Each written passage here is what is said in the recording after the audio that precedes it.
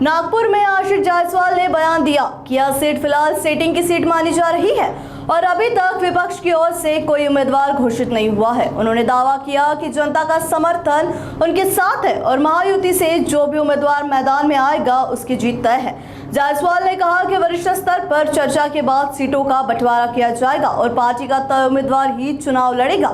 आइए सुनते हैं उनका सविस्तर सविस्तर चर्चा। मला असं वाटतं की जागा ऑलरेडी सिटिंग जागा आहे आणि अजून विरोधी पक्षातर्फे उमेदवार जाहीर झालेला नाही आहे। एकंदरीत महाराष्ट्रातच ज्या पद्धतीचं मॅन्डेट महाराष्ट्राच्या जनतेने महायुतीला दिलं आणि ज्या पद्धतीचं लोकांचं पाठबळ आमच्या सोबत आहे, तर मला असं वाटत नाही की विरोधी पक्षाचा उमेदवार कुठे आमच्या समोर टिकू शकेल आणि महायुतीतून ज्या ज्या पक्षाला जशी उमेदवारी मिळेल तो उमेदवार निश्चितपणे निवडून येईल असा मला आत्मविश्वास आहे। किती जागा आता अजून या संदर्भामध्ये अंतिम निर्णय अधिकृतरित्या जाहीर झाला नाही, त्यामुळे या विषयावर भाष्य करू शकणार नाही। परंतु साधारणतः जे काही आमचे नेते माननीय शिंदे साहेब आणि माननीय देवेंद्र जे ठरवतील त्यानुसार वरिष्ठ पातळीवर चर्चा होऊन ज्या जागा ज्यांच्याकडे आल्या त्यांना निवडून आणण्यासाठी आम्ही प्रयत्न अजून या संदर्भामध्ये मला कल्पना नाही आहे, कारण की थोडंसं सीट वाटपामध्ये आणि बाकीच्या गोष्टीमध्ये विलंब झाला आणि शेवटी पक्षाने ज्यांना उमेदवारी दिली तो आमचा उमेदवार असतो आणि त्याला निवडून आणण्यासाठी आम्ही प्रयत्न करत असतो।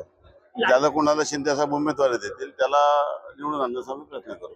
पंतप्रधानांनी इंधन बचतीचं आवाहन केलं होतं, इलेक्ट्रिक वाहनं वापरायचं आवाहन केलं होतं, पण रॅलीमध्ये मोठ्या प्रमाणात पेट्रोल आणि डिझेलच्या गाड्या वापरण्यात आल्या।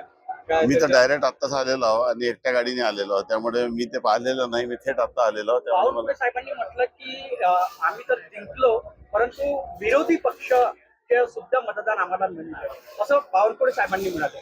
मला ही जी परिस्थिती आहे आणि डॉक्टर पोद्दार साहेब हे वर्षानुवर्षापासून एक निष्ठेने काम करत होते, त्यांना उमेदवारी मिळाली त्याचा आनंद एक वेगळा आनंद आहे। एका निष्ठावान अनेक वर्षापासून काम करणाऱ्या एका विश्वासू कार्यकर्ता आणि निष्ठावान कार्यकर्ता यांना उमेदवारी मिळणे एका कार्यकर्त्यांना एक कार्यकर्ता म्हणून प्रत्येकाला असा आनंद आहे, कुठल्याही पक्षाचा असेल तर, आणि ते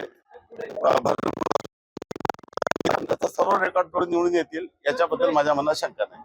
लाडकी बहीण योजनेमधील 80 लाख महिलांना अरे आता